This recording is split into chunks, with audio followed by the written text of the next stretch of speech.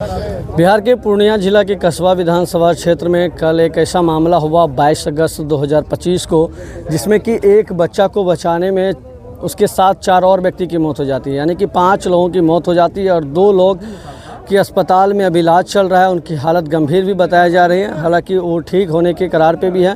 लेकिन बता दें कि जिस तरह से ये घटना हुआ, एक नदी है यहाँ पे और उस नदी में एक बच्चा जब डूबता है तो धीरे धीरे उनकी एक मौसी जाती है, फिर एक गांव का लड़की जाती है, उसके बाद और 2 लड़का जाता है, 4 लड़का, जिसमें कि 5 व्यक्ति की, उस बच्चा को मिला के 5 व्यक्ति की मौत हो जाता है। और उसमें से अभी 2 लोग जो कि अस्पताल में इलाज चल रहा है, उम्मीद है कि वो अब ठीक हो जाएंगे। लेकिन इसके साथ इस गाँव की 5 अर्थियाँ एक साथ निकला है। जैसा कि आप विजुअल पे देख रहे हैं कि किसी भी गांव में जब एक साथ 5 अर्थी निकलता है तो उस गांव वालों का क्या मातम होता है। भीड़ आप देख सकते हैं यहाँ पे। जिला प्रशासन की भी टीम लगातार इस मामले को संयम में लेकर अंतिम संस्कार करवा रहे हैं। और जो आश्वासन है पीड़ित परिवार को, कहा जा रहा है कि बिहार सरकार की ओर से 4-4 लाख रुपये का चेक दिया जाएगा। लेकिन अब और चेक मिल भी गया है कहा जा रहा है। लेकिन जो अब ये अर्थियां हैं, ये अब अंतिम संस्कार के लिए तैयार हो चुका है। ये बता दें कि अब वो व्यक्तित्व को तो लौटा नहीं पाएंगे, लेकिन यहाँ के स्थानीय जो सीओ है बिहार सरकार के द्वारा, उन्हें सीओ के हाथों से उस परिजनों को 4-4 लाख का चेक भी दे दिए हैं। इन पर यहाँ के कुछ युवा हैं, उनसे भी जानेंगे कि किस तरह का मामला हुआ था। क्या मामला हुआ था भैया, बताइए। मामला ये हुए थे सर कि हमारे यहाँ कल के समय में जब 4 बजे, 3:30-4 बजे के आसपास, तो एक बच्चे का डूबने का क्रम सिलसिला चालू हुआ।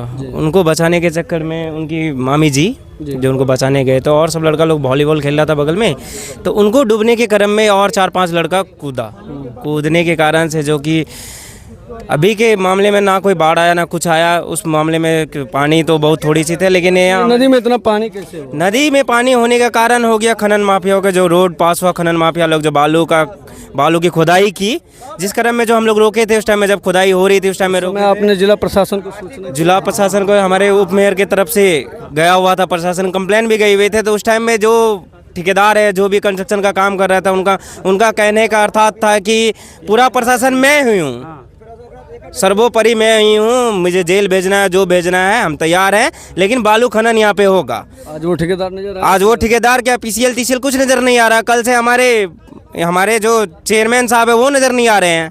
कहाँ है वो इस दुखद की घड़ी में? हमारे उप चेयरमैन शुरू से हम लोगों के साथ था, आज भी हम लोगों के साथ है। जिनको जनता गद्दी पे बैठाया उनके लिए नहीं है, उन्हीं के सपोर्ट में तो बोल रहे थे कि नहीं खनन करेंगे, खनन माफिया लोग।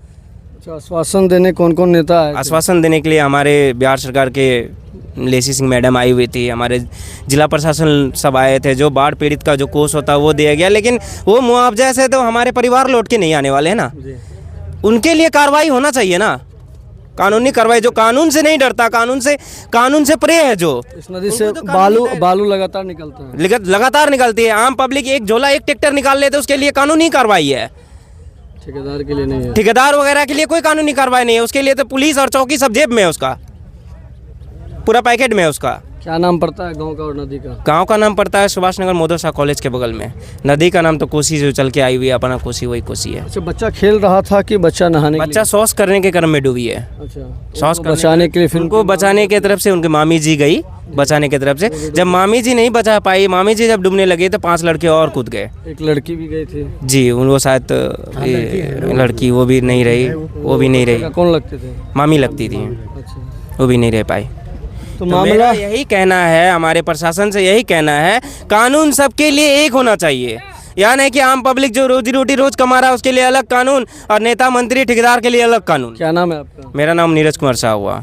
बिल्कुल सही कहना है नीरज जी का। बता दें कि जब कोई आम आदमी हो या यहाँ के क्षेत्र के लोग हैं, जब इस नदी से एक ट्रैक्टर या एक बाल्टीन भी बालू निकालते हैं तो उन पे FIR होता है। तो फिर उन ठेकेदारों पे FIR क्यों नहीं होनी चाहिए? भले ही वो सड़क बना रहे हैं तो, लेकिन जब उसी नदी से निकाल रहे हैं तो ना तो उनके पास कोई नोटिस था निकालने का, ना ही जिला प्रशासन ने उनको आज्ञा दिया था कि इससे आप बालू निकालिए। तो लगातार जो मिट्टी का काम चल रहा था उस नदी से ही निकाल के भरा जा रहा था। और वजह यही रही कि नदी में ज़्यादा ज़्यादा गाढ़ा होने के वजह से आसपास के लोग जब नदी पार करते होंगे या फिर स्नान करते होंगे या खेल रहे होंगे तो पैर फिसला होगा और एक बच्चा की जब मौत होती है तो लगातार इसी क्रम में 4-5 लोगों की लगातार मौत हो जाती है बचाने के क्रम में।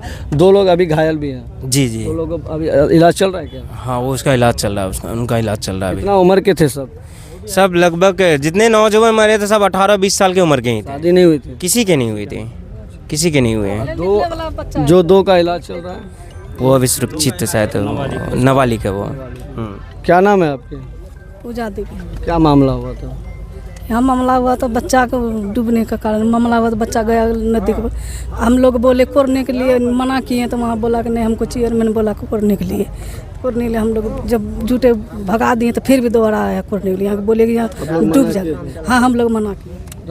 हाँ, रात में भी काम चलाता था। दिन में नहीं निकलता? नहीं, दिन में भी निकलता था, रात में भी निकलता था। रात में ओवर टाइम होने के कारण वो निकाला जाता था। आप लोग सो जाते थे? जब यहाँ का पब्लिक सो जाता था, गाँव ग्रामीण वासी सो जाता था, उस समय यहाँ पे जेसीबी चलता था रात में। हाँ, रात में यहाँ तक कि जेसीबी वहाँ ट्रक में लोड होने लगा। ट्रक से लेके? हाँ, ट्रक में लोड होने लगा। जब वहाँ आदमी जब पकड़ा उसको तब वो जिसे ट्रक लेके भागा, नहीं तो सारा सामान रास्ते में लेके चला जाता वो लोग।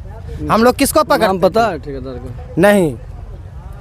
तो यही मामला है, नदी में लगातार बालू का खनन हो रहा था और उसके बाद गाढ़ा धीरे धीरे बढ़ा और जब एक साथ आप देख रहे हैं कि एक ही गांव का जब 5 अर्थी निकलता है तो किस तरह से यहाँ पे लोग मातम में है और क्या भीड़ है। और जिला प्रशासन इस मामले को संयम में अभी लिए हैं, लगातार चाह रहे हैं कि इस मामले का अंतिम संस्कार जल्दी हो जाए।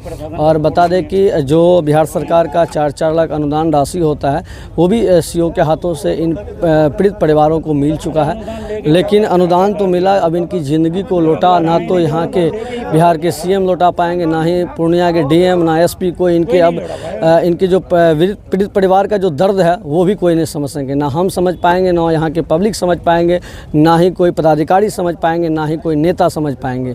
तो फिलहाल के लिए बस इतना ही, लेकिन एक सवाल छोड़ के जा रहे हैं आप लोगों के बीच। तो जब आम पब्लिक कुछ सरकारी खजानों को जब हाथ लगाते हैं तो उस पर तुरंत एफआईआर हो जाता है। अब बड़े पदाधिकारी, बड़े नेता, बड़े ठेकेदारों पे क्यों नहीं हो पाता है, ये सवाल आप मन में सोचिएगा और इस पे आपका क्या जवाब है कमेंट बॉक्स में जवाब भी दीजिएगा। फिलहाल अभी के लिए इतना ही।